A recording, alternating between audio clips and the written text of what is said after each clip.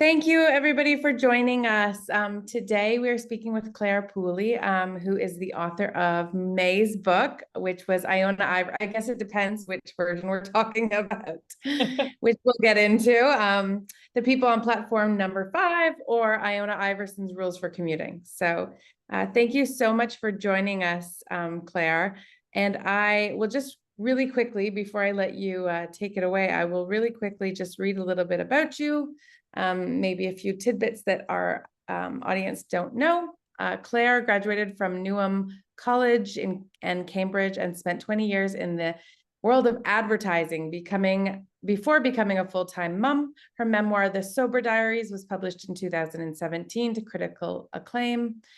Clare's debut novel, The Authenticity Project, which I have not read, but I actually have now, and I've heard such great things about it, was inspired by your own experience of exposing the rather grubby truth about her own seemingly perfect life.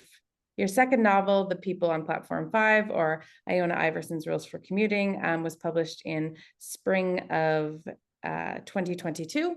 And your third novel, which we'll also discuss this evening, is How to Age Disgracefully, is coming out in June. So that's really exciting as well. So thank you so much for joining us.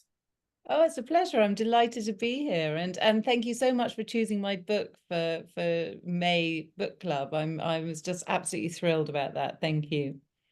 So great. Now, everybody who's here today, if you do want to ask a question live, please do. We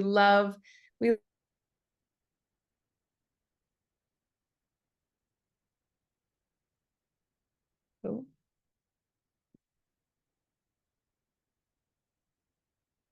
We lost Karen. I'm sure she'll be back in a second. Oh, she disappeared.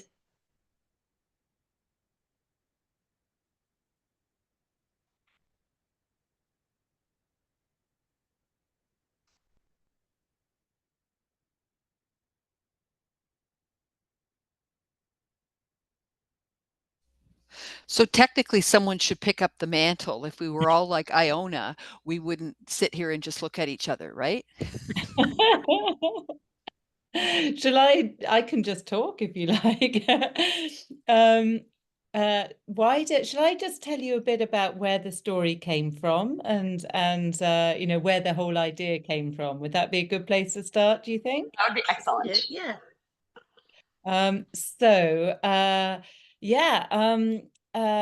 The idea from for Iona Iverson's Rules for Commuting really came about during lockdown, because I don't know if I hate thinking back to those times now, but you know, if you remember, we were all sort of stuck in our individual houses, and we weren't able to see anybody, and you know, I really missed friends and family, obviously, but I also sort of miss being surrounded by crowds of strangers. And, you know, I started thinking back to the, you know, the days when I used to commute to work on trains and buses and the London Underground, and you were constantly sort of surrounded by a whole host of people who, you know, sort of right up against you. And I sort of thought, well, you know, actually there was something, you know, so something really quite lovely about you know, crowds and lots of, you know, being around lots of people. And I remember, you know, that I used to see the same people over and over again on those commutes, but we never talked to each other because this was London, and you know, in London you don't talk to people on public transport, otherwise they think you're weird. It's just not done. And I started thinking, you know, what would have happened maybe if I had spoken to some of those people on my commute? Because, you know, I used to imagine, you know, what their lives were like before, you know, and I used to give them little nicknames, and I used to sort of try and work out whether they were married or dating or sort of where they worked. And it just, you know, I thought, well, maybe if I had had the courage to speak to somebody, that it might have led to something amazing. And that really was the idea behind Iona Iverson's Rules for Commuting, is, you know, what happens when strangers have the courage to talk to each other on public transport.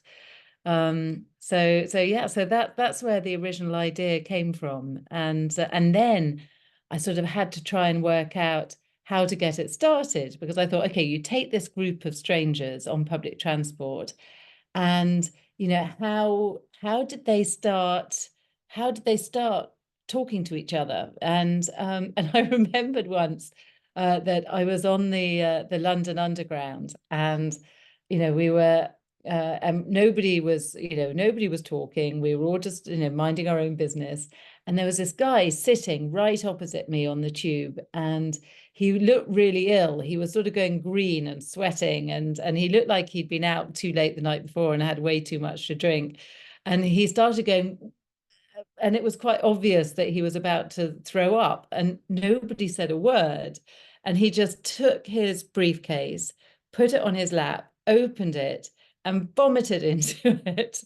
And then he closed it, picked it up, and got off the tube at the next stop. And still nobody said anything. And I thought, well, if somebody can throw up into their briefcase on the London Underground and nobody says a word, then what would it take for people to start chatting on this train between Hampton Court and Waterloo? And that's why the very first chapter includes that scene where Piers chokes on a grape and nearly dies, because I thought it would take an actual near-death experience to get London commuters to start talking to each other. So that's how it all started. I don't know, has anybody got any questions they wanted to ask?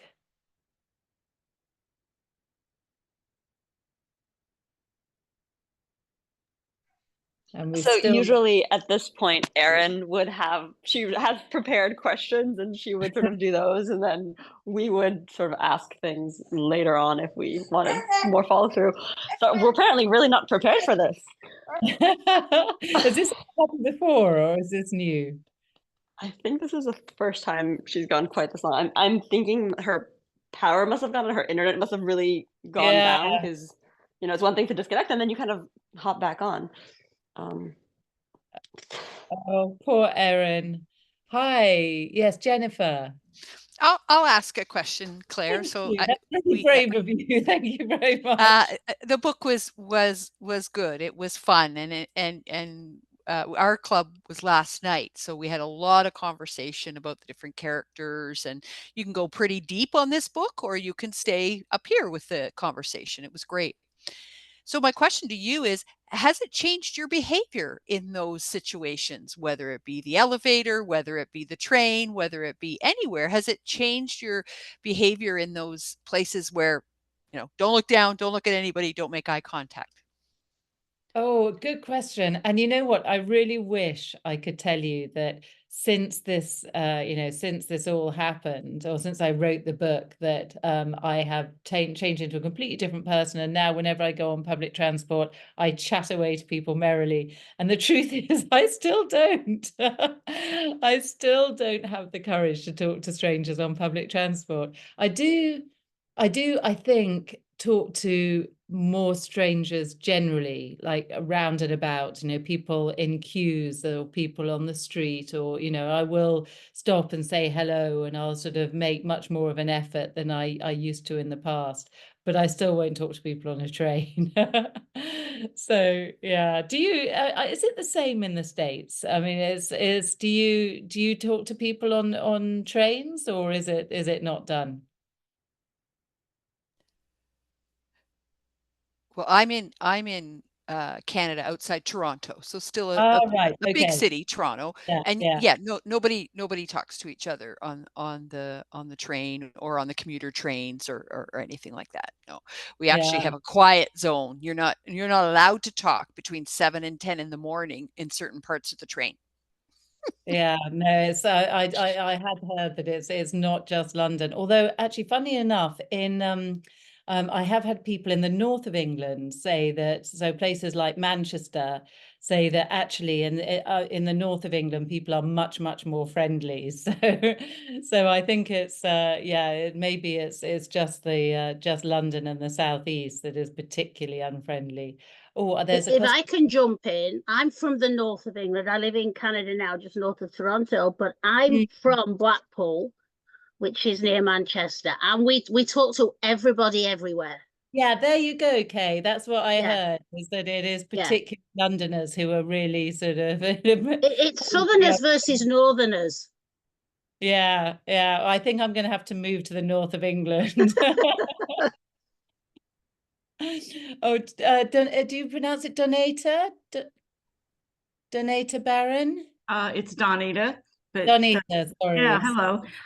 It's very interesting because I actually, well, before the pandemic, it was very, very ongoing, but I was a member of a group called the Bus Buddies. And I have a friend who is very outgoing. She talks to everybody everywhere on the train, on the subway, and the bus. But she put together this group of people that got together every once a month from the bus buddies, from meeting people on buses and other places, and had dinner. We all got together and had dinner and stuff like that. So but I think you have to be a certain personality to be able to draw all these people together. And she has that personality. So, but since the pandemic, I haven't really seen the people. I don't think it happens anymore. But it was very special to be part of that kind of a group, that you didn't have any connection other than transport.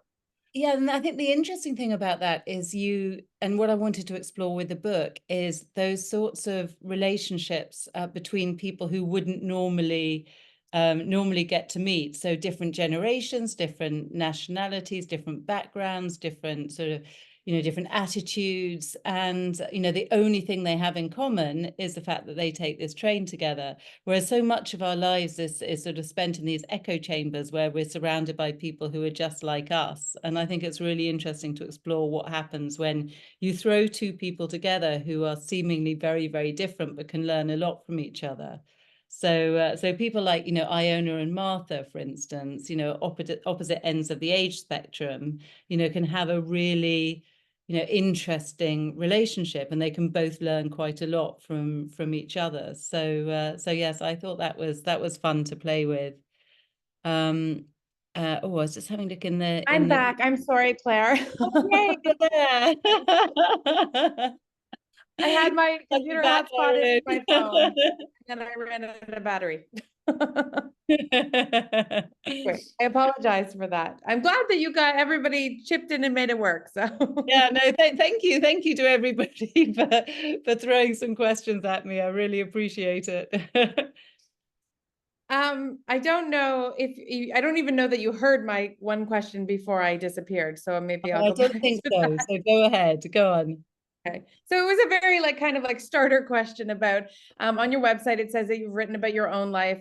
You wrote the Sober Diaries and then 3 novels. And I was just hoping you could give everybody a little bit of sort of timeline on how it all came to be and how you wrote, how we got to, I guess, the people on platform number 5. Yeah, sure. Gosh, well, you know what? I mean, I'd always wanted to be a writer. So right from when I was a sort of teenager or even younger, as soon as I started reading stories, I wanted to be able to write them. But life got in the way. I wrote a diary and short stories and things right up until I left university, and then I went into advertising. And I spent 20 years working hard, playing hard, and only writing emails, PowerPoint presentations, that sort of thing. So I just, I stopped writing. And it wasn't until 2015 when I realized that my alcohol habit had sort of spiraled out of control. And I was drinking, I hate to admit this, but I was drinking about 10 bottles of wine a week, which was way more than the government guidelines, and it was having a really bad effect on my whole life. I was a terrible insomniac. I was anxious all the time. My whole life was stuck in a rut. I was a terrible mother. I mean, I just felt like everything was going off the rails, and I knew I had to quit drinking. But I was too ashamed to talk to anyone about it. So instead of going to my GP or going to AA or anything like that, I started writing a blog, which was my sort of form of therapy. And I called it Mummy Was a Secret Drinker. And I wrote in this blog every day about what was going on in my life. And and it was anonymous, and I didn't publicize it, but it kind of went viral, and I know hundreds of thousands of people all over the world started reading this blog. And after a year, I had a number of people say to me, "Look, you should really publish this as a memoir because it would help more people." So I got a publishing contract, and I published this story as a memoir called The Sober Diaries, which my publishers describe as Bridget Jones Dries Out, because it's kind of dark comedy. So I published that, and by then writing had become my new addiction, and I really wanted to carry on writing, but I didn't want to carry on writing about my own life. So I switched to fiction, and I wrote The Authenticity Project, which is kind of inspired by my own life, in that it's about what happens when people start telling the real truth about what's going on in their lives. And yeah, that and in this case, people tell the real truth about their lives in a little green notebook, which is passed between 6 people, who all then get to meet each other and change each other's lives in various ways. So that was my first novel. And then, as I was saying earlier, actually, while we lost you, Erin, that the inspiration for the people on Platform 5, or Iona Iverson's Rules for Commuting, came from lockdown, when I sort of realized how much I missed traveling with strangers. So yeah. If we can go back a second, what was the reception like? I can just imagine, like, you had this blog that was anonymous, and all of a sudden you have this book out in the world that tells everybody everything. What was the reception like for that? Oh God, it was, what, I was terrified, because it was, when I started writing this, I didn't think anyone was going to read it, anyone at all, because I didn't publicize it. I certainly didn't put it on my social media or anything like that. And it was really, it was really brutally honest. And I talked about all this stuff that I'd never talked to anybody about, not even my husband or my friends or anyone. And then, I got this publishing contract. I wrote it. I wrote the story as this book, and it was all about to be published. So it was like a few days before publication, and I kept having this recurring nightmare. And in this nightmare, I don't know if you've ever had this nightmare, that sort of dream where you're walking down a street and you're naked and everyone else has got clothes on, and they're all staring at you. And I kept having that dream, and it's because that's how it felt. It felt like I was about to go out in public with all my clothes off. And I remember thinking, I'm going to have to call my publisher and say, I don't want to do this. Is it too late to pull out? And of course it was too late to pull out, because they printed all the books, they'd sent them to all the bookshops, they'd lined up all this sort of publicity on TV and radio and national press, and yeah, there was nothing I could do apart from go through with it. But I was terrified. And what the amazing thing was, is that I discovered that when you tell the real truth about what's going on in your life, people are generally really kind, and as soon as you confess all this stuff, it makes you feel really brave, because you sort of think, well, now there's nothing that people can throw at me, because I've thrown it all at myself. I mean, people couldn't say, oh, you were a terrible addict, because I'd sort of said that, and they couldn't say you were a terrible mother, because I'd admitted to that too. And they could, I mean, I sort of felt like I'd sort of just laid it all out there, and now there was nothing left that anyone could level at me. And that sort of, there was something really freeing about that. So yeah, I mean, although it was terrifying, I'm really glad I did it. And I had a few negative comments but it was published sort of 5 or 6 years ago now, and I can count the negative comments on 2 hands, in all that time. And generally people have been really amazing about that book. I still get emails and messages every day from people saying, thank you for your honesty, because it's really helped them. So yeah, so I'm glad I did it. While we're on the subject of sort of like the sober aspect, I also read somewhere, I was reading interviews, so I have all these facts about you in my head. But I read somewhere that like it was really, there's a lot of shame around addiction. And I feel like in Canada specifically, because I live here, but probably the United States as well, there is a big movement towards sober living. That's not necessarily admitting you have a problem with alcohol, but sober living on its own. And that has happened, I would say, in the last year or two. Do you feel that over in the UK? Because I mean, I know pub culture is huge.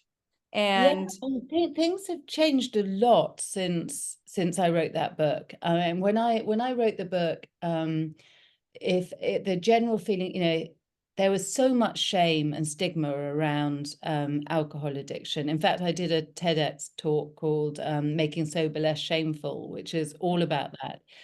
And, you found that if you went to a party and you said, I've quit smoking, everyone would, pat you on the back and say, well done, that's really sensible, aren't you clever? And you say you quit drinking and everyone thinks you've got some sort of terrible illness or problem, or, and they're just, and they feel really uncomfortable around you. And it was really hard back then. And now I think things have changed hugely. So there are far more people who are quitting drinking, not because they have to, but because they want to, and because it's a positive lifestyle choice, and particularly amongst younger people. So in the UK, I think the statistic now is that 25% of under 25s don't drink at all, which is extraordinary. When I was at university, everybody drank. I didn't know one single person who didn't drink. So, whereas now it's much more common for young people to go to a party and not drink. So yeah, things are changing, which is a wholly good thing, because it does make it easier for people to feel that they can just turn around and say, no, I don't feel like having a drink this evening, without it being some big issue. And I suppose that is, but I still feel like there's still stigma around addiction, of course, which, I mean, we have work to do there for sure. But I think you're right. Like, people have that choice now, and you can just say, I don't drink, and there's no more conversation about it, which is really nice. Yeah. All right. Again, if you have a question that you'd like to ask live, which you were doing so wonderfully when I arrived back, please feel free to raise your hand. If you want to pop a question in the chat window, then please feel free to do that. I have a bunch of questions that were sent in to me.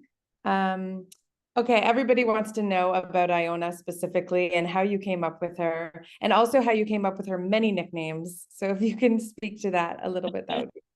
Sure. I mean, I love Iona. Iona is kind of the woman I want to be. Although I don't have as much nerve as she does. So I'm not sure that I would be as quick to embrace my fellow travelers as Iona was.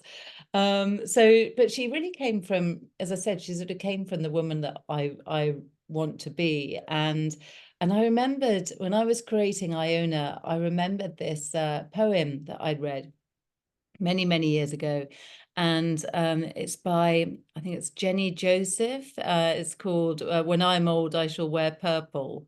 And it's about sort of it's about the sort of eccentric person that you want to be as you get older. And that was sort of, that was a great inspiration for her. And it's funny how you sort of, as I write, a character comes together. So I only knew roughly who Iona was when I started, but as I started writing, I just discovered more and more about her. So to give you an example, I remember sort of thinking, okay, who is Iona married to? And I was going through all these guys in my head thinking, is it them? Is it somebody like them? And I just couldn't find the right husband for Iona. I just couldn't find somebody who fitted who I saw her as. And it just took me a while to realize that, of course, she wasn't married to a man at all. She was married to a woman. And it's things like that just come to you as you write. So so this vague idea I had when I started off just got more and more and more sort of vibrant as I carried on writing. I feel like that is the perfect segue to our next question, which is which came first? Sort of the storyline. Did you have the idea of the storyline, or were they, because your characters are so rich? So, and like, how was it all built? Was Iona like always the shining star of the story, or was it this idea that you'd have this grand character on the train and would meet all these other characters? Or yeah, I'd just like to know the thought process around that. Yeah, it's funny. I think there are some writers who know exactly what's going to happen in their book all the way, each scene, each chapter, they plot it all out. They have like a whiteboard which has everything written on it. And I'm in awe of people like that because I just can't do that. I sort of feel like I don't know exactly what's going to happen in a story until I know the characters well enough, because they need to sort of show me where they want the story to go. So, when I started, I had an idea of the beginning, the middle, and the end, and a few key scenes, and I knew roughly who the characters were, but I didn't really know exactly what was going to happen until I started writing and got to know them better.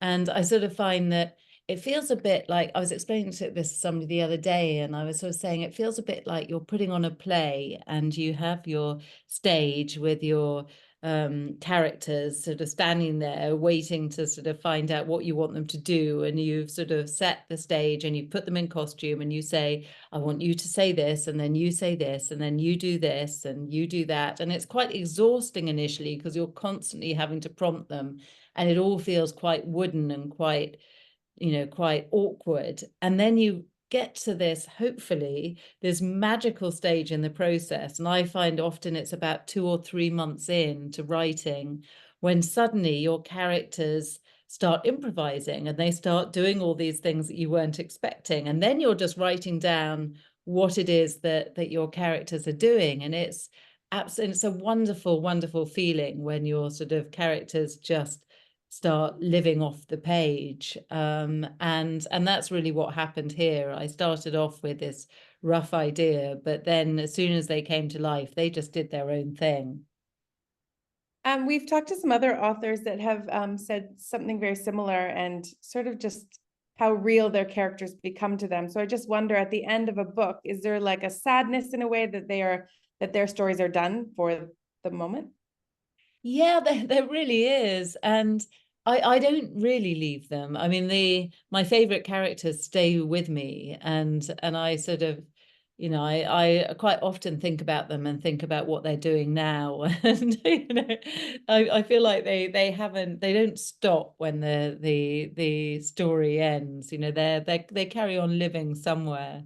And so for instance, in my new book, which is about to come out, there's a little mention of Iona. Nice.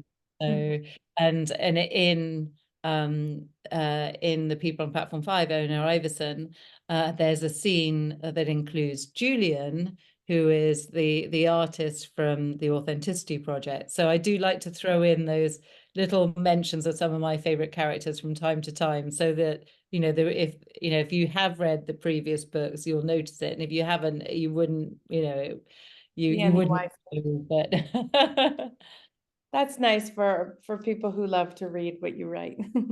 Oh, thank you. I also would like to know if there's any, like, would you do a sequel? I'm always being asked this, actually, and I take it as a sort of as a real compliment that sort of with the Authenticity Project and this book, people, in both instances, people keep asking me if, could I write what happens next? But I'm really nervous about sequels because, as a reader, I sort of feel like often you write yourself what's going to happen next, and then a sequel can be quite disappointing because you think, oh, I didn't think that would have happened, and that's not what I expected. And that sort of, I think there are very few instances, I think, where a sequel is as good or better than the original. And I hate the idea of letting people down. So you know, I'd write a sequel if I had a really great idea that included some of the same characters, but I wouldn't do it unless I was absolutely sure it could be as good. Rita just posted something in the chat and I loved it, so I'm going to read it. She said, I joined late. Thanks, Claire, for making the main character a bit older in her 50s. She appreciates that. Oh, thank you. Well, she's about the same. I mean, I'm 55 now and Iona is 57. So we're pretty much the same age. And, you know, I feel like, you know, I feel exactly the same as I did when I was in my 30s or even in my 20s. You know, I look older, but inside I feel just the same. And, you know, I really wanted to play with the difference between the way we feel and the way people view us. So, you know, somebody like Martha thinks that Iona's quite ancient, whereas, you know, I think Iona's really young. So, you know, I love playing with the difference between what you know, the people's insides and people's outsides, if you see what I mean. And actually in my latest book, the main characters are much older. They're in their 70s. So I had even more fun with that sort of age perception thing. My favorite character, and I think his name is Pierce. Piers, yeah. I read it, so I read them so long ago, and then I have to remind myself. But I loved him just because he went through such an evolution through the book. So I was wondering, is he based on anybody specific, or is that just something you came up with? Or have you heard of anybody who made such a crazy career change? Oh, you know, he is, there's something I've been fascinated by for a very long time, which is every now and again you read stories in the British newspapers about somebody who has lost their job and but still carries on putting a suit on every day and doing the commute and pretending that they still have a job to go to, sometimes for like years. And I was always fascinated by those stories. And I thought, what would make somebody go through the pretense of having a job when they didn't have a job? And that was where the idea for Piers came from, is, you know, what would it take to make somebody behave like that? And yeah, so that was really the inspiration for him. And I do, you know, I do know people who have made major career changes like that. You know, quite often going from a job that where money was really important, you know, and they had a massive salary and they had all this sort of status, but they weren't very happy. And, you know, going to a job like teaching where, you know, you're not paid very much at all, but it can be much, much, much more satisfying. So yeah, and that's something I'm fascinated by as well, is, you know, the difference between career satisfaction and financial reward. Yeah, absolutely. Let's talk about the covers and the titles. So it was quite tricky to navigate because we obviously have chapters all over the place. So, but why? So two different actual titles, which is sort of unusual. We've seen it a couple of times before, but I mean, we see the cover change all the time. But can you speak to how that process worked? Yeah. So I didn't realize until I started writing that the cover and the title of a book is not really down to the author. It's down to the publisher. And now I really understand why, because as an author, you get really close to your story and your characters, and it's very hard to imagine what it's like for somebody who has no idea what this book is about. You know, so the job of, you know, my job is to write the best possible story, and then it's my publisher's job to work out how to then sort of position that to the readers. So the sort of final title and final cover is absolutely their decision. So generally what happens is I come up with a title, and then they, if you know, either they like it or they don't, and if they don't, we go round and round. So sometimes, I mean, with the Authenticity Project, I wrote about 50 titles, and the same with one. You know, I wrote loads and loads of different titles, and we kept going round and round in circles. And I have an editor in New York and an editor in London, and they don't always agree on what the best title is for their market. So with this So are they book, editing it for British English and like American English? yeah, well, initially, so they want the same book. You know, what you don't want to end up having is a book that is very different in the two main markets. But so they work together to give me so edit notes. So we make sure that everyone is on the same page right up until the end. And then when you get to the final sort of proofreading stage, then it changes a little bit in that there'll be Americanizations. So some of the spellings will change, and then some words that don't translate will change. But up until then, it's all just the same. But when it comes to titles, there are some titles that sort of my UK publisher will think would work better in the UK, and there are some that my US publisher thinks work better in the US. So with this one, we went round and round and round with loads of titles, and it got to the point where I said, okay, I'm losing the will to live. I don't mind what you call it as long as you call it the same thing. And then they decided to call it two different things.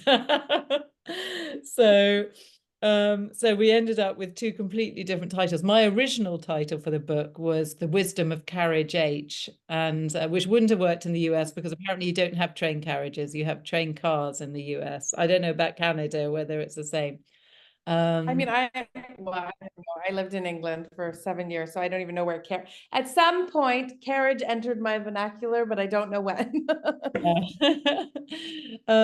So we ended up with two completely different titles. My new book, which is this one, How to Age Disgracefully, has the same title and the same cover in the UK, US, and great. Canada, which I'm really thrilled about, because it does make it so complicated for me to constantly have to explain to people that it is the same book. It's just got different titles, and I really worry that some people end up buying both copies, and and then cross because they've spent money on a book they've just read. So it's like, oh no.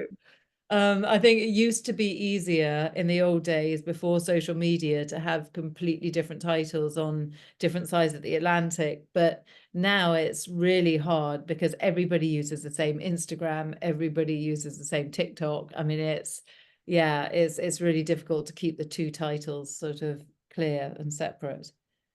Rita wants to know if you have one you prefer. Oh, that's really hard. I sort of actually, I tell you what, I rather like the title Iona Iverson's Rules for Commuting, but I prefer the UK cover. And the Canadian edition has a UK cover and the American title. So I actually think that sort of hybrid Canadian edition is my favorite. That's funny. All right. So I read that you start writing every day at 5 a.m. Can you tell us a little bit about how the process and how you carve out time and sort of what your day looks like from a writing standpoint? Sure. I mean, the reason I start writing really early is because I think that the sort of early hours of the morning are the most creative time, because when you're sort of half asleep, there's a sort of liminal state where your subconscious is much more active than your conscious mind, and it feels almost like you're dreaming. And I think in that sort of state, you think much more laterally and much more creatively. So what I tend to do is when I first wake up, before I even get out of bed, I sort of play forward the next scene that I'm going to write in my head, like I'm watching a movie. So so I know what the next chapter is and who roughly what needs to happen, and then I play it in my head, and then once I have it really clearly defined, I'll go down to my kitchen, which is where I work, and I sort of write it all down as quickly as I can before I forget it all. And sometimes it's good, sometimes it's terrible, and I come back to it again in the afternoon, and that's when I edit. So I write sort of original work between about 5 a.m. and 9 a.m. And then in the afternoon, I go back and I sort of rewrite it and craft it and try and make it better. So, and in between I do admin and all that sort of, all that sort of stuff. So yeah, so that's roughly what my day looks like. Creative work sort of very early in the morning, editing in the afternoon, and admin and life stuff in the middle. Sounds like a good system. Nikki has a question that she'd like to ask live. Hi, Nikki. Hi. Hey, so love this. Finished it this morning. Really enjoyed it. Our meeting's actually tonight, so I was really happy to have this before. Because it just I love when I can bring things like, oh well, if this at the meet the author said this stuff and we can talk about that also like with our whole chapter. Yeah, so big fan. But I had a question because I like to visit when possible both the audiobook and the actual book. So I have American edition, San Francisco. And one thing that I noticed was that in the audiobook, the nicknames she had for the characters were different. And I don't know if it's just because it was like basically British edition, maybe. So just example, she talks about Emmy, and before she knows her, she calls her like impossibly pretty bookworm in the book. But in the audiobook, it said impossibly pretty Thames Din, I think, like the stop that she gets on at. Yeah, right? yeah. So I just was wondering if that was just because the names were changed for the American edition. Yeah. The audiobook is the UK version because it was recorded in London, and I think we took the decision that because they were, oh, look at that baby. We're very busy. Because the whole, the story is set in London, that it made sense to have a British narrator. So we didn't do two different audio versions. So the audio version everywhere is the British version, and that's why. Whereas with the printed edition, we changed alongside some of the words and some of the spellings, some of those nicknames changed just again to make it sort of slightly more. Slightly easier for an American audience who weren't as familiar with the place names, for instance. So well spotted. Loved it. That was great. Thank you. Thanks, Nikki. Nikki is our San Francisco host, actually. So I have a couple more questions for you. I would love for you to tell everybody what we can expect from How to Age Disgracefully. It's coming out really soon. I know you don't like to talk about things when you're writing them, but can you talk about this? Yeah, sure. Yes, no, this one is so this is the book How to Age Disgracefully, and it's out in the US and Canada on the 11th of June and on the 20th of June in the UK. And as I said, we've got the same title and the same cover pretty much, which is a huge relief for me. It's a story about a lady called Lydia, who is the same age as me, so mid-50s, and she is dealing with an empty nest. Her daughters have both gone off to university. Her husband isn't around that much, and she hasn't had a job for quite a long time, and she's menopausal, and she just feels a bit sort of, a bit miserable about life. And she decides to take this job as running this senior citizen social centre on behalf of the local council in this community centre. And she imagines that this senior citizens club is going to be a number of genial older people who are going to sort of want to spend their time knitting and doing jigsaws and playing bingo. And it turns out that it's nothing like that at all. And the characters that she comes across all have incredibly rich and different backstories, and they are not at all well behaved, and they have very different ideas about how they want to spend their time. And right at the beginning of the book, there's a rather terrible accident, and the community centre that they're based in is threatened with closure. So this senior citizen social club team up with the nursery next door, and they decide to try and save the social centre, save the community centre. And that leads to all sorts of hijinks and shenanigans, as they say. So yeah, so that's what it's about. Sounds brilliant. I hope everybody will pick that one up next. We have some fun questions to end our interview with, and they're kind of like just like hot seat questions. Mm-hmm. If you weren't an author, what would you be? Oh, this just popped into my head, astronaut. but, Yeah. but I'm not sure.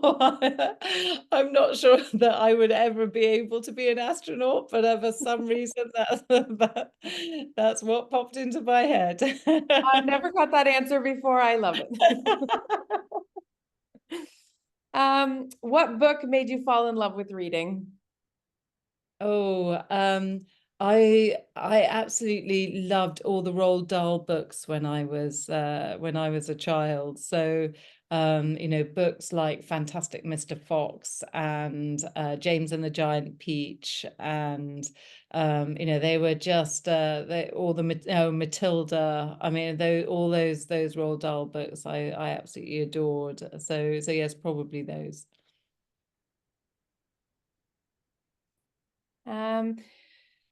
What was the last book you read?